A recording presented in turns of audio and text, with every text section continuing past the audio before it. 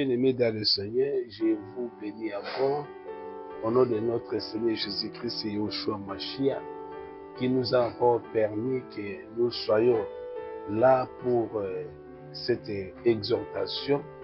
Je préfère que tu nous suives jusqu'à la conclusion de cette exhortation, car cela est important, bien-aimés, pour nous, parce que notre vie en dépend. Notre vie a besoin de ça. C'est pourquoi Dieu nous a quand même voulu. Il a accepté qu'ensemble nous puissions être en contact avec vous au travers de cette petite exhortation que nous allons parler. Nous allons exposer pour que chacun de nous puisse bénéficier, n'est-ce pas, de l'importance pour notre croissance. Moko moko na kati na biso ayebana ko, n'est-ce pas, kozwa quelque chose d'importance. Avant de continuer, je voulais d'abord dire quelque chose aussi d'importance que nous avions déjà toujours parlé, qu'aucune congrégation, aucune religion, n'est-ce pas, il y a ayebaki na kosa la Bible. La Bible a existé dès le premier siècle, n'est-ce pas? Les Écritures ont existé parce qu'il y avait déjà des écrivains inspirés, comme dit apôtre Pierre, que Moutounio surtout Oyalekaki, c'était poussé par l'Esprit de Dieu, dès Aïbaki n'a pas parlé de la part du Seigneur. Et toute écriture, et pour dans l'objet, toute écriture est inspirée de Dieu. C'est pourquoi que toujours la tour lycée donc que dès avant toutes les choses, n'est-ce pas, il y avait déjà des écrits qui étaient déjà partout aux apôtres, n'est-ce pas, c'est pour besoin que la Bible est constituée dans l'apôtre, surtout le Nouveau Testament. C'est que parce que l'Ancien Testament existait déjà, parce que l'apôtre étant baillé, parce qu'il faut utiliser, n'est-ce pas vrai, l'Ancien Testament, mais lors de l'interprétation, l'Ancien Testament, il faut faire sortir Christ comme étant le maître. Même dans le Christ, la Bible nous dit que Jésus-Christ a commencé à les expliquer les Écritures, tout ce qui était écrit au Banda, na ba prophète, n'est-ce pas, na loi, n'est-ce pas, et puis na psaume. Il a parlé des prophètes, psaumes, na loi. Donc tout ça, ça parlait de Christ. Il y a un apôtre, tant bazo, n'est-ce pas, qu'on prêchait, ils utilisaient bien sûr, c'était l'Ancien Testament, hein, la Sainte Alliance, qui constituait dans les prophètes, dans les psaumes, dans la loi, et puis dans la carte, dans l'écriture, il faisait que sortir Christ comme état la base de l'écriture. Maintenant, si nous prenons par exemple, dans la carte, dans la date normale, au monde, on a livre à Jacques, Isaac qui écrit dans 45 après Jésus-Christ. Premier livre où il y a qui livre à Jacques, qui na 45. Deuxième livre, c'est qui un Thessalonicien. Dans deux Thessaloniciens, il y a Thomas Paul, il y a qui na 51. Dans un livre, il y a Galates, il y a Thomas Paul, qui na 54. Après, c'est qui na 1 Corinthien, na 56. 2 Corinthiens, na 57.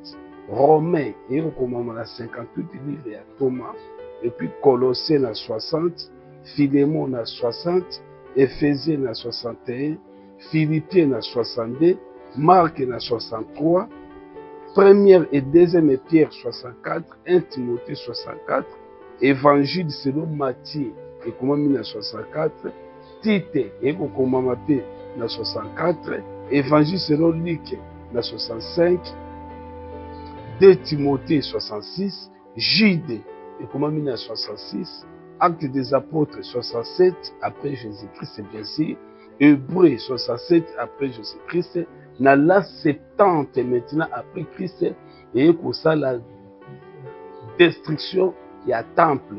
Temple, ils ont détruit. Tout le monde a un CG ou toujours parce que c'est ce que nous parlons aujourd'hui. Là, 70, temple à Jérusalem fut détruite par Titus. À ce moment-là, azalaki général des corps d'armée. Il a détruit et puis morceau il y a Occident, il y a mur, il y a temple où etikalaki, il y a un mur de lamentation qui existe jusqu'aujourd'hui. Et puis dans 95, il y a le troisième livre, il y a Jean, et puis dans le livre, il y a le premier livre, il y a Jean, et puis dans 95, et puis dans Apocalypse, dans 95. Si nous voyons bien, on a que l'écriture au nyonso, on livre au nyonso tout, et comment qui déjà, et ezaki déjà, qu'autant que chrétien, oyo bazalaki déjà, parce que les apôtres, bazaki déjà, comment, tant bazaki étant vivant, bazaki déjà kokoma. Maintenant, en 325, donc, premier concile écuménique de Nicée sous surveillance de Constantin Ier, il y a un Kosala, mais il y a un problème, il y a un réorganiser parce que c'est qu'il y a un livre qui est belé, qui on aura aussi l'état de lire tous ces livres-là. Il y a un qui tient confusion, peut douter. Il y a un livre qui pour embrouiller, n'est-ce pas vrai? Fondement apostolique. Et ça qui y a un livre et belé kotaki.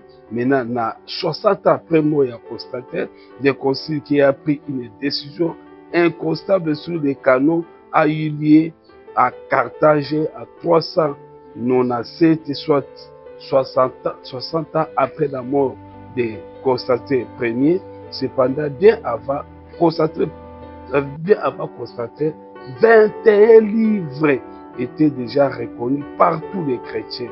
Il s'agit 21 livres déjà reconnus des 4 évangiles, les actes des apôtres, les 13 livres de l'apôtre Paul, un livre de Pierre, un Jean et aussi le livre révélateur de l'Apocalypse. Voilà les documents qui étaient déjà, ceux qui organisation tout ce qui déjà les écrits, parce que les chrétiens existaient dès les premiers siècles. Babi Séfi en Antioche qu'on avait appelé pour la toute première fois les croyants au nom des chrétiens. Donc les chrétiens déjà, dès le premier siècle, bazalaki déjà, et ils avaient des documents où ils avaient formé foi na bango, parce qu'apôtre Paul a dit, quand vous allez lire ces livres, faites-les véhiculer dans d'autres ensembles pour qu'eux aussi puissent lire, et aussi ceux qui se trouvent dans d'autres ensembles, vous récupérez aussi leurs documents pour que vous lisiez. Voilà, moi je te conjure seulement de lire la Bible, de faire vos recherches et puis de trouver tout, comment l'Église a été, n'est-ce pas, dès le début, combattu. Maintenant ici, nous sommes pour d'autres exhortations, pour vous réveiller les enfants de Dieu, afin que vous allez toujours persévérant, na bitumba nyoso kokoma, vous allez persévérant. Voilà. Aujourd'hui, nous continuons avec notre sujet de Tolobaki na tabernacle, de dire que le Christ est le tabernacle le plus parfait. Tu vois que tabernacle, Nzambe azaki toujours na souci na ye afanda au milieu des gens. C'est ça le souci à Christ, à vivre, parce que souvenez-vous dans Genèse chapitre 1, quand Christ Dieu disait, faisons maintenant l'homme selon notre image et selon notre ressemblance. C'est que Nzambe azaki na souci ya ko vivre, n'est-ce pas vrai, na kati ya mutu. Nzambe asalaki mutu po azala lokola armoire moko boye eliba na ko contenir secret ya ba dossier na ye. Mais ntango mutu asumuki, Nzambe pe atikaki mutu te. Dieu voulait toujours vivre avec l'homme qu'il avait créé, avec toute sagesse et son intelligence. On a plongé qui d'abord à partir des bouts. La Bible dit que Dieu souffla dans ses narines et l'homme devait un être vivant. Donc Dieu avait tout mis en œuvre pour que l'homme puisse exister. Mais maintenant, Dieu ne voulait plus abandonner l'homme. Azaki n'a pas ça que mutu azonga. C'est pour moi la chute. Tant qu'on a bengani, on peut savoir qu'on peut différentes sortes de permission, n'est-ce pas? À bengani bango. Mais Dieu avait toujours souci de refaire quoi? De récupérer ces gens-là. pour moto azonga na au commencement ndenge nzambe azaki na besoin. Alors faisons l'homme à notre image. Nous avons l'image de Nzambe parce que l'Esprit de Dieu habite en nous. Yango apôtre Paul azoye bisabiso, ne savez-vous pas que vous êtes le temple de Dieu et que l'Esprit de Dieu habite en vous. Nous allons vivre l'Esprit de Dieu na kati na biso. Voilà pourquoi Dieu toujours cherchant comment vivre au milieu de l'humanité, l'homme qu'il avait mis toutes ses capacités, sagesse et intelligence pour façonner l'homme. L'homme est perdu, mais Dieu était toujours là pour faire de sorte que l'homme soit retourné. Mais là, quel procédé a Bengani Moto, Bengani Kinité, parce qu'il s'est découvert qu'ils étaient nés. Basali Bilamba a fait des arbres, mais Bilamba wana ils ont la dinate.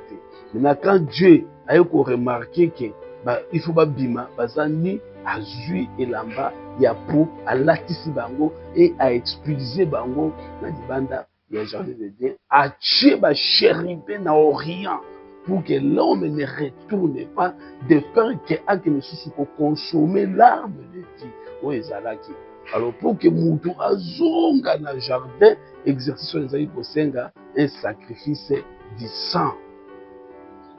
Pour Moutou azonga. Il faut Moutou moko azongi sa relation wana ya Moutou.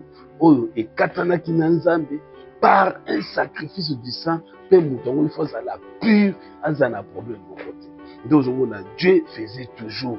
Au moment où Masume comme belé, Nzambe poni Noé a dit non, tu dois faire l'arche.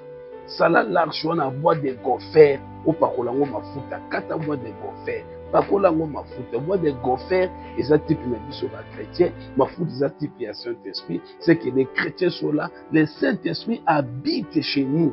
Gopher moutezala qui planche, o permettra que masuwa ezala flottant na déluge.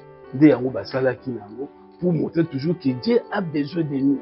Nous avons un souci à Moutou, à Tika Moutou, mais à ko prévisager et l'autre Moussousou. Au moins Abraham, donne-moi ton fils unique. Au moins, quand on a Jean chapitre 3, verset 6, il dit que car Dieu a tant aimé le monde, il a donné son fils unique.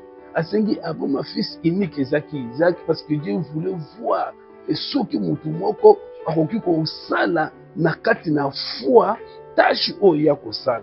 Heureusement, Dieu a trouvé à Abraham un bon cœur, il a concrétisé, n'est-ce pas vrai, penser au Yazalakina. C'est pourquoi la kati na l'écriture monake Abraham a kelaki pour égorger mwana naye pour atumba na sacrifice. Nzambe azana sacrifice ya makila ya mutu te, nzambe azana besoin ya makila ya mutu te. Pour se servir na sacrifice. Non. Il est à la question Abraham, moi, n'a pas déjà pour signifier, n'est-ce pas, Christ, où il a causé la livrer la foi pour la salir la humanité. Voilà. Là aussi, tout le monde qui Nzambe a toujours la contact. De tinande wa ki comme na désert, Nzambe a vivre na kati na batu. Dès que tu présentes qui tabernacle, tu dis que tabernacle nyoso tuwana tozomona wana eza image ya Christ. Ezala na libanda vie extérieure du tabernacle. Ezala vie intérieure du tabernacle. Ezala ba accessoire ba stencil nyoso ezala qui utilisé ezola ki sakaka vie ya Christ notre roi. Le tabernacle représente Christ, parce qu'il y a un qui ombre, et ça qui est réalité, mais la réalité, et ça n'est pas katina Christ. Aujourd'hui, d'où ils ont qui kolobana Moïse, au sein la tabernacle, et qu'on a la longueur il y a 50 mètres, et puis largeur il y a 25 mètres. Et qu'on a entrée moko principale, l'entrée on a principale, et qu'on a il y a 10 mètres. Imaginez, porte il y a 10 mètres. Pour permettre d'entrer à peuple, pour qu'on sala ba sacrifice, tout ba rituel, ba cérémonie. Et on tourne actuellement comme nous sommes là. Est-ce que Dieu a réellement besoin de nos cérémonies dans les églises?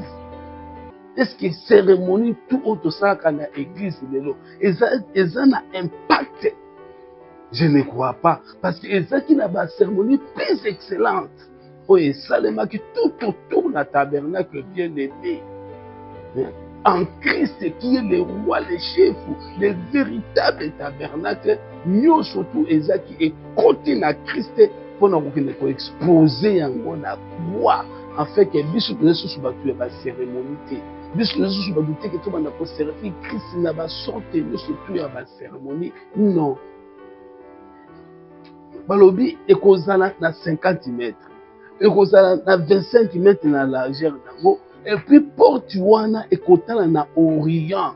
Orient ezali place oyo moi ezobima. Le soleil se lève à l'Orient.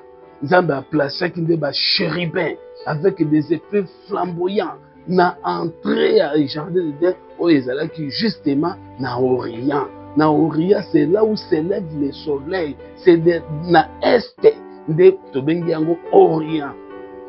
Pour permettre quoi? L'éclairage, lorsque le soleil s'élève, épais ça va rayonner à parvis. Ok, le véritable soleil na biso, ils ont des Christ. Moi, Nzambe tango zola bukana tongo, Christ aza ko injecter na bongo na lumière. Pour lumière wana et conduire, pour lumière et Christ et diriger. Yango tolobaki que présentation wana ezalaki selon modèle céleste. Alobi na Moïse okosala yango selon modèle oyo ngai nalakisaki na montagne. Nous na makanisi na bato ekozala eba démonstration moko perpétuelle na ba hébreu. Donc tabernacle ezotala na Orient. Balobi na biso na Orient batie ba tribu. Batie 3 tribus. Na Orient ezalaki tribu ya Juda. Ezalaki tribu ya Issachar. Ezalaki tribu ya Zabulon. Nde bazaki na Orient. Ba tribu wana bazalaki na Orient. Tolobi na biso ke ezalaki na ba soldat. O bazalaki na Orient. Donc, aucun concours sur la tabernacle, ça pourtant ont traversé. Toujours par exemple, tribu kaka ya Juda, bazalaki plus ou moins 74 600 hommes de guerre au bazaki na Orient. Ce que tu tribu par exemple, tribu net ya Issachar, bazaki 54 400 hommes de guerre au bazalaki na Orient.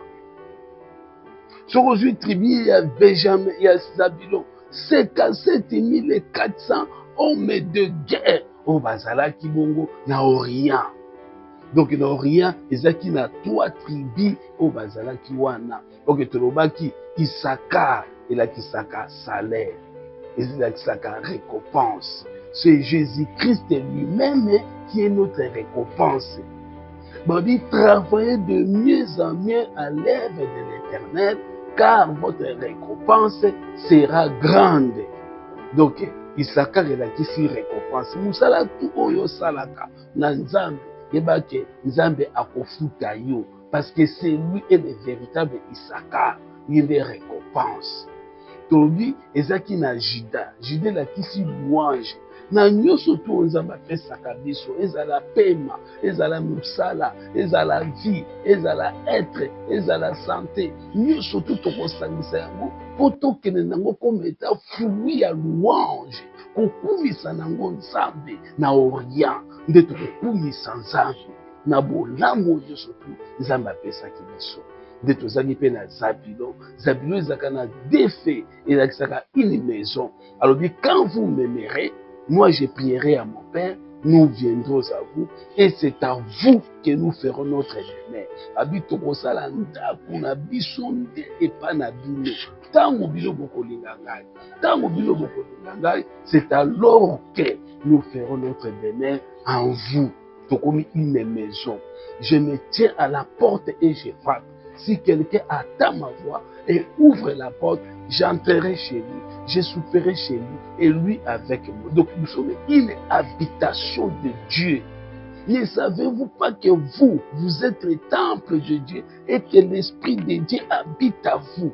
Donc il y a 3 tribus, toujours la signification riche en Christ. Donc, Christ, nous sommes habitation. Et puis, on a dans Zabulon, nous sommes à la limite. Tant qu'on va bénir, Hébreu, les 12 tribus, Jacob appuyé sous son bâton. Au moment où on a commis la ère à Zabulon, Zabulon, yo limite, nous, au Kenetina Sidon. Donc, il lui a posé seulement des limites. C'est-à-dire que dans la vie, il faut que des limites. Dans la président de la République, il y a des limites dans l'exercice du pouvoir. Aux alliés, chefs d'entreprise, aux PDG, aux secrétaires, aux n'importe quel mouton, aux la tâche, aux exercer parmi le peuple, il y a une fonction pour déborder ma tâche.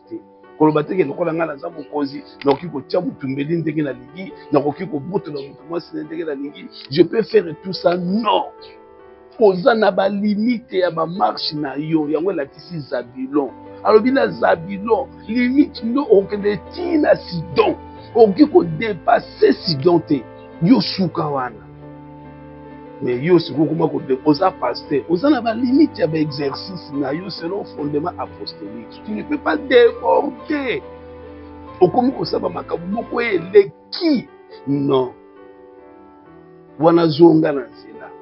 Ya omoni bapesaki Zabulon azaki na ba limite na bénédiction prophétique balobi na Zabulon yo kokende musika te yo kozala na ba limite ya exercice ya fonction okozala na limite ya exercice ya mabele okozala na limite na makambo nyonso yo kosala na vie na yo oki ko dépasser ba borne te ya on te dit que biso na vie tous amis donc c'est ça c'est ce qui était à l'orient ya tabernacle donc te dit que zo mona que nyonso salaire Issaka récompense, c'est Christ qui est notre récompense. Louange, c'est Jésus-Christ qui est notre louange. Et puis la maison, c'est Christ qui est notre maison. Parce que c'est lui la porte du vrai. Il y a une porte, il y en a c'est lui. Donc, on a la Grèce, ce qui toque sur na souka, là où se couche le soleil. On a Occident. L'Occident, c'est là où se couche le soleil. Ça qui sont sur 3 tribus. Donc, tout autour des tabernacles, il y a qui, dans Orient, 3 tribus, dans Occident, 3 tribus, dans Septentrion, 3 tribus, dans Midi, 3 tribus. Donc, les 3 tribus étaient partout, dans Méridional. Partout, il y a 3 tribus, et puis les tribus avec beaucoup de significatifs en Christ. Ce qui est OK sur l'Occident, là où se couche le soleil. Après avoir béni l'humanité, le soleil se déclare en repos.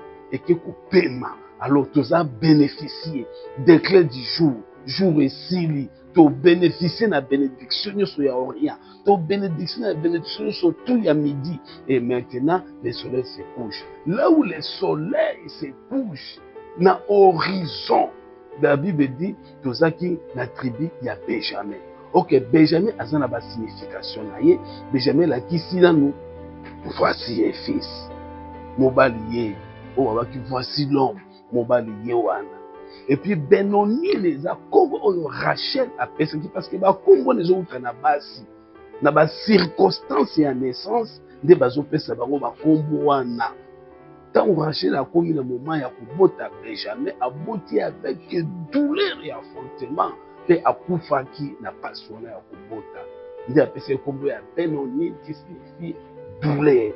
C'est-à-dire que dans l'Occident, tout ça, c'est que dans Moussala et en Zambé, tout ça fait la souffrance. C'est-à-dire que l'apôtre Paul a le dit que non. C'est avec beaucoup de souffrance qu'il nous faut pour entrer dans le royaume de Dieu. Souffrance, c'est Zali. Benjamin a dit souffrance. Nous devons traverser ma épine. L'apôtre Pierre dit que si nous souffrons, dans Christ, cela est agréable et bénéfique. Mais si nous souffrons, dans un motif personnel, nous devons gérer nos problèmes. Oh, baboma qui frère, pour yibaki. Babeta qui frère, à la prison, pour asala qui eloko boyama be, pour les abafouiller à diable, là, et comme eloko mususu. Mais si nous souffrons, la cause et la justice, de balobi que babeta apôtre Paul, bakani sukutu kia kufi, bake babua kiena lubwa. Ma frère bazingi, ergo bamuka mukatelemi azongi susu na vie. c'est Dieu qui donne la force. Na banzela otozana ngo eza pe na ba souffrance ezali ba passe ezali babi ke Rachel na zemi aleli passe ya kobota pe na kobota wana boti mwana akufi na douleur ya enfantillage. Bakano ki okomela biso zate ki tomona ka ba Grèce yo ozovivaka ka boneme ba apôtre balekaki na ba moment ya miracle basali ba miracle mais komaki na ba moment oyo bakopeye maintenant vie na bango na ba souffrance. Donc il y a un Occident tabernacle comme pe wana ezalaki mpona kolanse na banzela na biso eza pe na bamikakatano, n'est-ce pas vrai? Oyo biso tokotraverse yango eza na basouffrance oyo tokokota. Même Christ asali bamiracle, asali bamiracle ebele, asali bamakambo moko ya justice, ya véritable justice de Dieu. Mais un moment aki kozala exposé na croix, aza coué. La Bible dit que depuis 6e heure jusqu'à 9e heure, moulili na moulili esalemi na likolo, pe na 9e heure, Christ a crié d'une voix forte pe akufi na souffrance. Donc il faut qu'on s'attendre na ba événement pe ko percer pour tout longo, même ba événement parce qu'il a vie facilité. Parce qu'il a vie facilité. Alors, tout le monde est sous le monde a Joseph. Joseph, ils ont Ephraim na Manassé. Ephraim na Manassé, bazaba na Joseph. Oh, Jacob na bénédiction prophétique a récupéré qui bango, pe ba introduire le bango na raya ba patriarche. Ils ont qui Ephraim na Manassé. Manassé zaki mona liboso, Ephraim zaki mona liboso. Mais lors de la bénédiction prophétique, bénédiction ya aîné, les gens qui n'est pas ya Manassé, yango kendaki et pas ya Ephraim. Ephraim a commencé de prendre la tête na Occident, là où se couche le soleil du tabernacle. Et on te dit na Ephraim et la Kissimini, Dieu a ajouté. Nzambe a bakisaka na bomo na biso. Ata oza na kati ya difficulté, Dieu va ajouter quelque chose na bomo na yo. On a écouté, sache que Dieu te voit, il va toujours ajouter. C'est pourquoi Christ nous dit comme étant le véritable tabernacle, ne vous inquiétez pas pour votre vie, ni pour les habits, ni ce que vous allez manger, car la vie est plus que la nourriture et le corps plus que les vêtements. Voilà, donc il va toujours ajouter quelque chose dans notre vie. Et puis, Manassé, toujours on a oublié. Dieu oublie les mal. Nzambe abosanaka makambo alongolaka yango effacer dossier ekei ya te ke likambo moko osala barepetaka yango kaka na bato bazouta na diable, bato barepetaka mabe na nzoto ya bato na vie bakomi baakcusateur baza bakoliti ya diable parce que quelqu'un okoza komona azali pite ndunga monene alinga bamibala ya bato aboma bamibala ya bato. Mais une fois qu'il a commis à Christ, il y a que les choses anciennes sont passées dans la Bible. 2 Corinthiens chapitre 5, verset 17. Si quelqu'un est en Christ, il est devenu une nouvelle créature. Les choses anciennes sont passées et voici toutes les choses sont devenues nouvelles. Donc, à comme Moutou Yassika, Dieu oublie les iniquités. Zaba bossa nakamabe, Joseph a eu bossa, natanga boti Manassé, abinzamba pesinga imakasi pona bossa na makambu nyonso tout o elekaka na ba famille papa nanga. Na tekaka mais le jour là Joseph a bossana.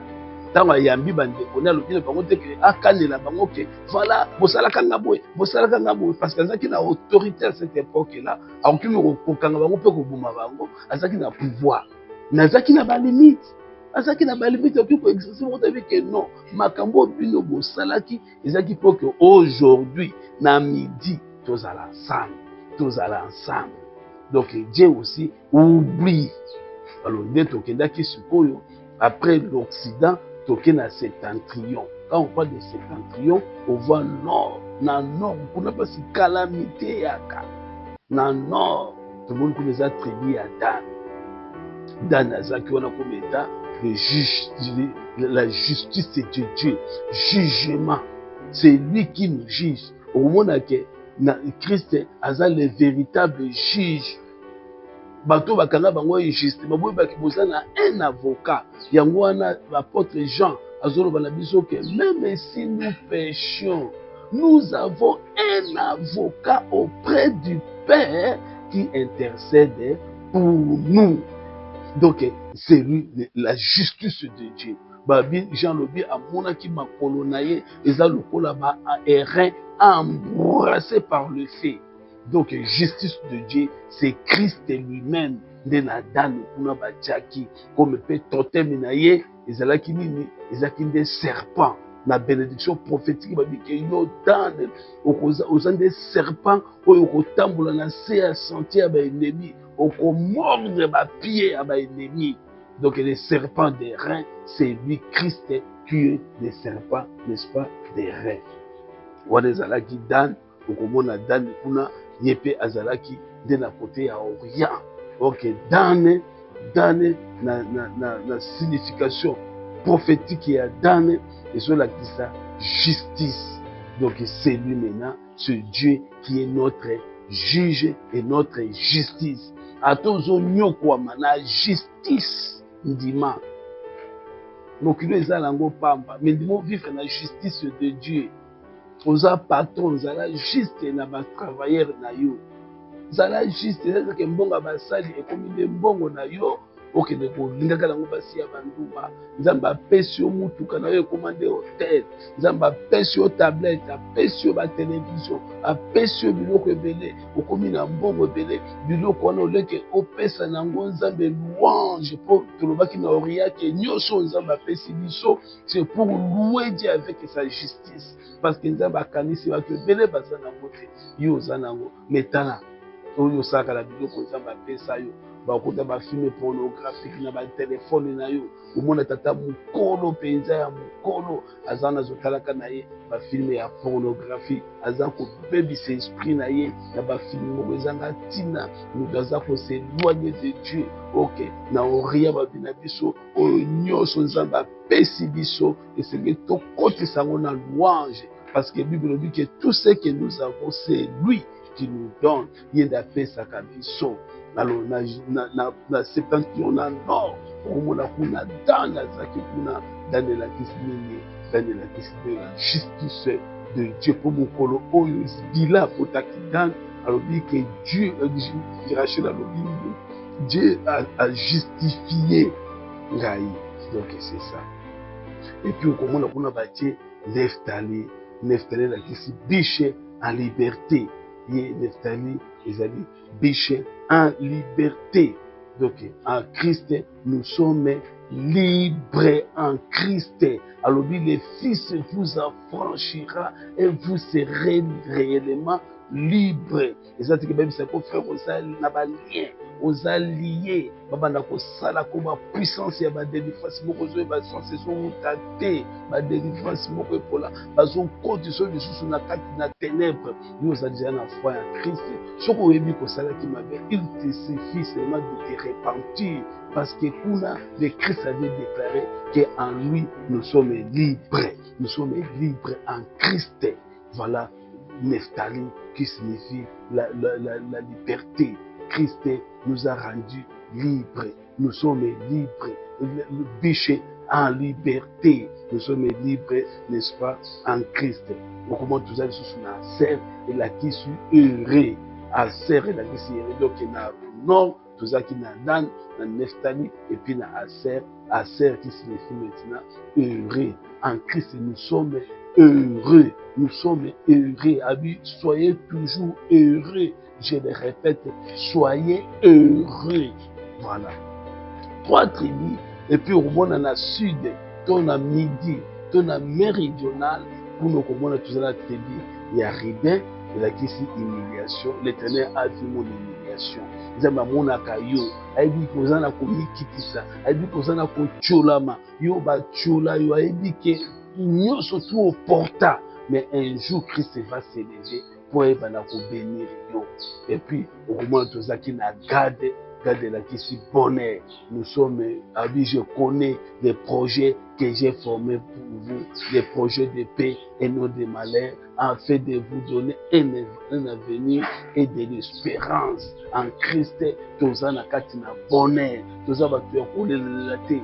batokolelaka bapasi na biso epai ya bapayen te me bato kokumisaka nzambe na basituation nyonso oyo tozokutana nango epui toza na simeyon oyo Simeon, qui signifie écouter, exaucer. Na ba prière au tout au salaka, na ba cri au tout au salaka, parce que nous avions dit que prière est la pont où ils ont unir biso na Nzambe. Donc na nyonso biso to salaka to ba kezana exaucement, le Christ nous exauce. Christ a yoka biso, Christ a exaucé biso. Voilà les différentes sortes de tribus, 12 tribus, 3, ok, chiffre 3, déjà là, c'est la résurrection. On dit comme Jonas a fait, à ça, passé qui 3 jours, n'est-ce pas, il y a un gros poisson, de même, le Christ fera 3 jours, na sela mabele, pour que Aïba na la ressuscité. Donc, 3, on est là, ça, chiffre, il y a résurrection. En Christ, nous sommes ressuscités. Si nous sommes en Christ, cherchons les choses d'en haut, là où Christ notre Dieu est assis. Quand Christ apparaîtra, c'est alors que nous paraîtrons aussi avec lui dans la gloire.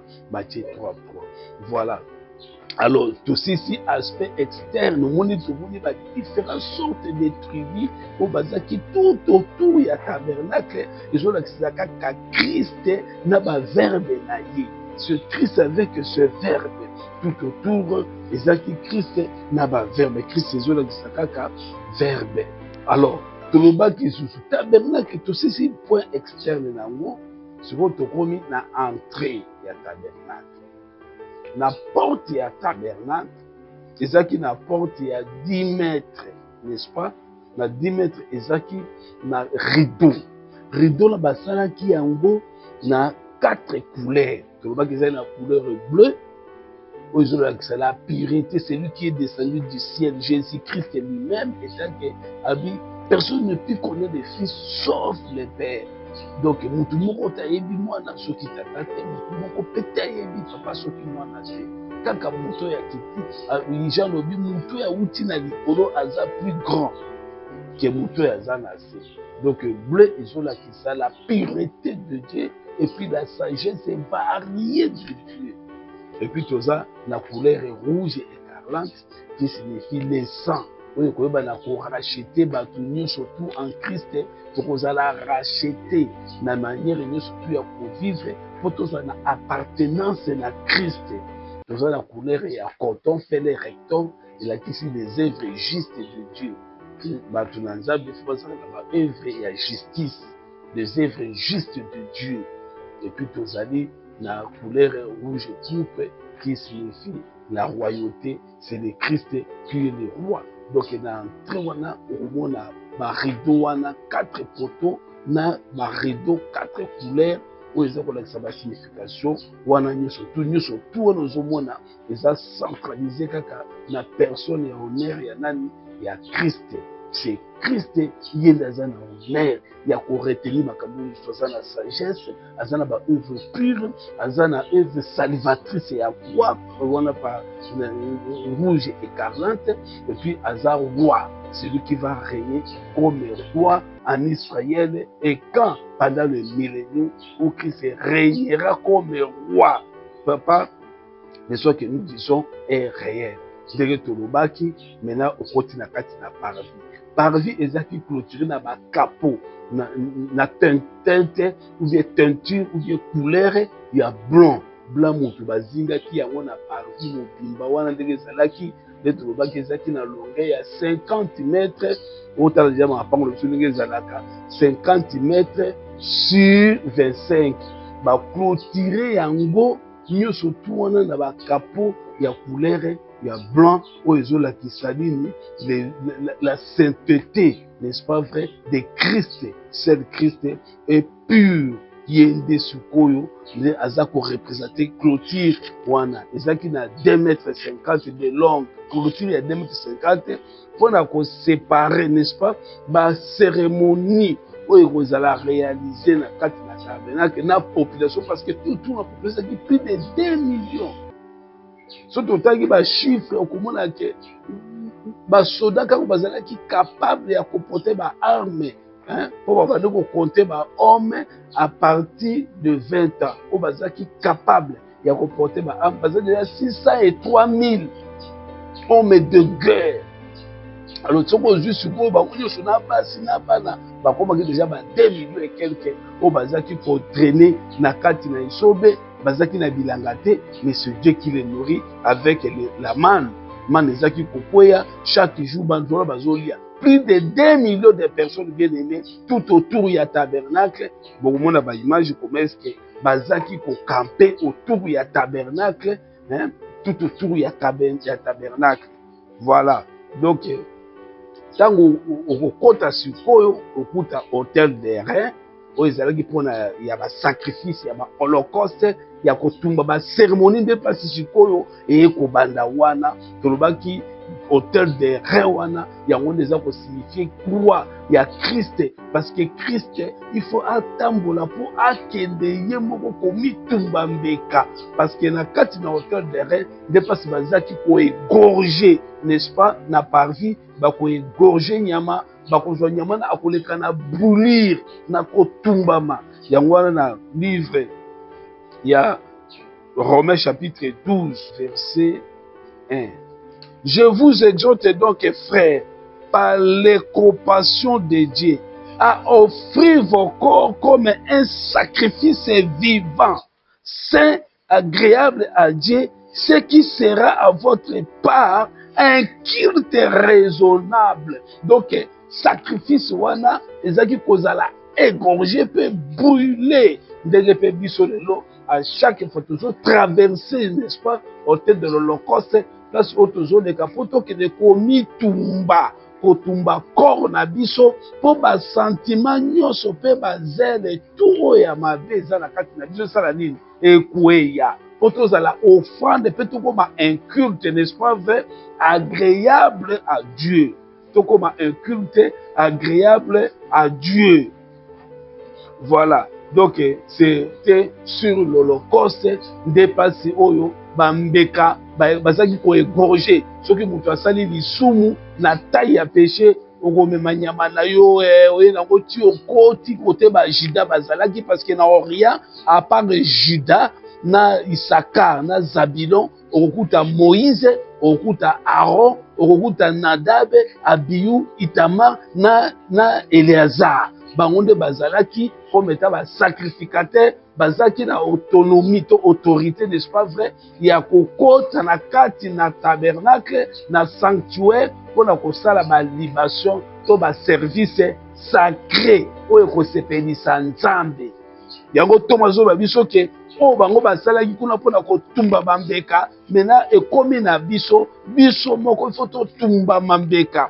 Christ alobi, si quelqu'un veut venir à moi, qu'il se renonce, qu'il se charge de sa croix et qu'il me suive.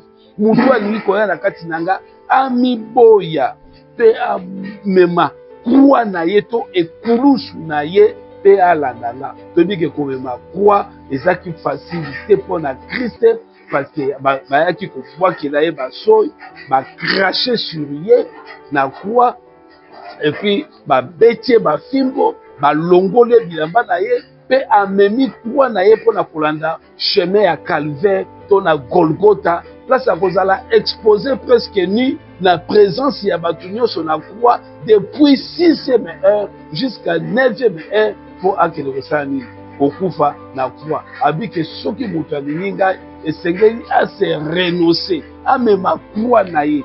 Donc na kati na parvis de place oyo moto azoya komitumba, si quelqu'un est en Christ, moto aye komitumba mbeka pour que, n'est-ce pas vrai, azala au sacrifice peut un culte raisonnable. Et puis on écoute à bassin des reins, derrière te lobaki na bassin des reins, et ça place oyo mutu azo sukola maboko na ye na makolo pour la sacrifice biso peut tout ça capable te ya servir yo. Nous sommes que des pécheurs, Seigneur, et que yondo za saint, yondo za pire, na makanisi na biso toza souillé. L'homme oyo azosala musala ya sacrificatif esengeli na ye aya na bassin des reins amimona, parce que quand il va se courber pour laver maboko na ye, il va se projeter dans le miroir azomimona pe wana azoyeba ke je suis aussi coupable naza supériorité koleka mutoyo ayena nyama, n'est-ce pas, pona kotumba yango mbeka na lekine loko mokote nazali pe incapable nazala ba faute nazala ba défaut. Maintenant tanga kosala service wana babi akolata bilamba ya ba sacrificateur, bilamba wana ezalaki important okomona souverain sacrificateur azolata ephod, azolata pectoral, azolata tiers pe azala ba accessoire mususu ya ba tunique ba habit o eza ko permettre ye kosala office, bilamba ya office, c'est-à-dire bilamba ya musala ya bonganga. Akolata bilamba ya ndako te, akolata bilamba o ezali recommandé pour asala musala wana. Voilà bien aimé ce qui se passe dans les parties ezaki nini un sacrifice kotumba mbeka de kosala repentance sincère. Qui veut dire la qui se vit à repentance sincère. Ozali kokende na Orient, au changer direction, au komi kokende na Occident. Ozaki na vie à mabe, au changer, au komi na vie normale. Avec Christ bien-aimé, toko récit. Avec Christ bien-aimé, toko longa. Donc la vie à partie. Peuple union sur les 12 tribus d'Israël, bazaki na autorisation ya kokota na kati pour la kosala ba libation. Pour la kosala bonganga, pour kotumba ba mbeka na bango, kosenga eke Dieu alibisa bango. Na kati kuna okuta ba sacrificateur o bazaki kosala musala o ezalaki ya bonganga. Soko sisi hôtel wana okuta bongo o ezali, n'est-ce pas, bassin des reins, bassin des reins zapona au sukola, ba souverain sacrificateur, to ba sacrificateur, ba descendant ya ba kéatite, bangonde bakoya wana pona koya ko sukola, n'est-ce pas, maboko na bango par rapport, n'est-ce pas, ya mabe o bango basala les antivi ya repentance. Donc véritable bassin des reins, c'est Christ qui nous purifie. Déjà, vous êtes purs, n'est-ce pas, à cause de la parole que je vous ai annoncée. Donc, en Christ, nous sommes déjà de nouvelles créatures et en Christ, nous sommes purifiés de nos péchés. Voilà, bien aimé, à quelque chose de ce que je voulais dire sur ce point, que persévérons avec Christ, car ce Christ-là a l'écrit à travers qui au thème de l'Holocauste comme étant les victimes expiatoires plus excellentes pour la exposer na quoi pour la quoi pour racheter biso na ba vaine manière et tout autre sale tout moni ba cérémonie ni les actes pour exercer nyama ifazala égorger bakozwa poudre bakozwa makila misudi mususu etikali ekoleka na holocauste ezala consumé par le feu pe basandre nango yango nde kopermettre na souverain sacrificateur na basacrificateur bakota na première partie ya sanctuaire oyo ezali bongo les lieux saints pe kuna baservice mususu ekozala pe octroyé nde na lieu saint tolobaki tokuta kuna chandelier oyo eza koéclairer lieu saint, eza koéclairer la table contenant les 12 pains de proposition. Chaque pain à proposition, n'est-ce pas, eza qui calligraphié na kombo ya mwana moko moko ya hébreu. Alors quand les souverains sacrificateurs et les sacrificateurs descendants de Kehat entrent là-bas, eza pona okende soit kolia parce que kuna bazaki kolia bape ya proposition nesika oyo ebulisami. Tolobaki na biso ke les chandeliers, n'est-ce pas, oyo ezaki kopela na mafuta pur pe ezaki fait na or pur. Babi que le chandelier c'était d'autre que la puissance du Saint-Esprit au milieu de son peuple. Biso babi marchez selon l'esprit et vous n'accomplirez point les désirs de la chair. Donc na kati na liese tozokuta chandelier ezalaki na côté méridional et puis na côté septentrional tozokuta pain de proposition likolo ya table en or efandi kuna place ba sacrificateur o bazalaki na exercice ya kati na partie sainte de Dieu bakoyeba na okende kolia bamapa wana selon l'ordre to ordonnance établie de l'Éternel. bakolia mapa wana parce que kuna na kati ya ema ya bokutani to tabernacle to tente d'assignation désordre ezalaka te. Désordre ezalaka te. On tolobaki bien avant na orie batiaki Zabilon mpo Zabilon aza na double casquette azolakisa une maison que toza une maison de Dieu mpe azolakisa balimite na bafonction, c'est-à-dire que oza na baexercice ozosala oza na balimite oyo ezali posé. Ozaka professeur ozali soki nani oza na balimite ya exercice okoki koleka au-delà ya fonction na yo te mpo oexerce babiloko moko ezangi ntina okozala condamné. De même na kati na tabernacle quand vous entrez ezala baordonnance établie oyo korespecte baprincipe. Et puis okomona kuna mpe eza na hôtel d'or ou bien hôtel du parfum. Na hôtel du parfum nde mpasi bazotumba paka malasi mbeka à 100 ezopesa milinga oyo eza kosignifie n'est-ce pas que prière na biso eza exaucé. Parfum wana eza sous forme ya prière ya basaint parce que bible lobi na biso ke bazwaki baprière nyonso ya saint basangisi wana baparfum mpe batumbi yango mbeka. Donc c'est-à-dire que nos prières ezalaka nde parfum ya bonne odeur liboso na nzambe. Donc un homme esala la prière aza motu te. Il faut toujours prier. La Bible dit dans 1 Thessaloniciens chapitre 5 verset 17, priez sans cesse. Il faut toujours prier Dieu dans toutes les choses. Faites connaître vos besoins à Dieu par des prières. Oza moto alosabu pour prier. Voilà ba élément mosusu ezalaki donc chandelier type du Saint-Esprit, faire des propositions, il y a des véritables qui s'azali je suis le pain vivant oyo euti na likolo, c'est lui le Christ oyo bato bazaki kolia abi mutonga na kopesa lipa oyo akolia akozwa bongo ya seko babine wapi lipa ngo kopesa biso bakoko na biso baliaka mapa na désert bakufaki obi ozali yalobi naza véritable pain oyo euti na likolo. Donc le Christ yende azali véritable pain, véritable lipa. Voilà, okuta kuna trois esthétiques sacrés pour honneur yango nyonso tout ezolakisa kaka bonzambe to présence ya Yoshua Mashiach notre Dieu.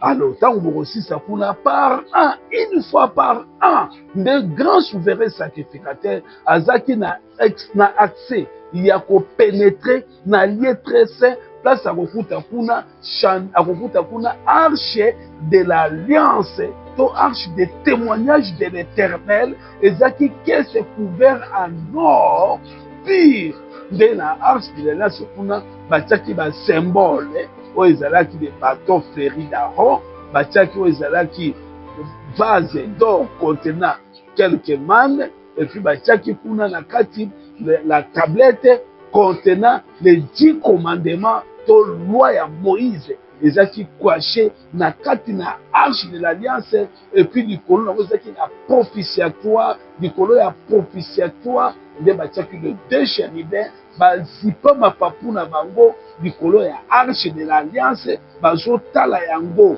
mpona sake eza esika moko très pur. Alors pour qu'un souverain sacrificateur akota na kati ezaki na baexercice ebele soki akoti na mbindo akobima lisusu te. Une fois par an nde azalaki autorisé ya kofaire entrer na kati na liese mpo akende kosala libation to kosopa bapoussière na makila likolo ya nini ya propitiatoire nde azali kosopa akozwa mosapi na ye abwaki makila 7 fois likolo ya propitiatoire po komona liwe epeli le lien saint ezalaki éclairé ni na chandelier ni na le soleil lumière du parvis ni na chandelier lumière du lien saint, mais yango ezalaki ezala éclairé na liwe qui symbolisait le Shekinah, la présence de Dieu vivant. Yango wana biso pe que Christ est la véritable qui que makolo ya Christ yango moko la sala déjà parti parce que Jean a moins que makolo c'est le qu'on a barré embrassé de l'effet de par le fait qui signifie le jugement de Dieu parce qu'il y a ça dans le jugement juste. Maintenant nous allons faire la prière pour clôturer notre Inch'Allah, bien-aimé, na Pesio, merci Mkolanda Kingai, que Jésus-Christ est le plus grand souverain sacrificateur, plus grand et plus parfait à diriger Vinayo. Apeso ma possibilité à réussir, apeso ma possibilité à traverser, apeso puissance et à lecture biblique, aux la mouton, aux la très haute lecture, heureux celui qui lit, heureux celui qui écoute, heureux celui qui garde la parole de la bouche de ce livre, que Jésus Christ notre Dieu vous bénisse.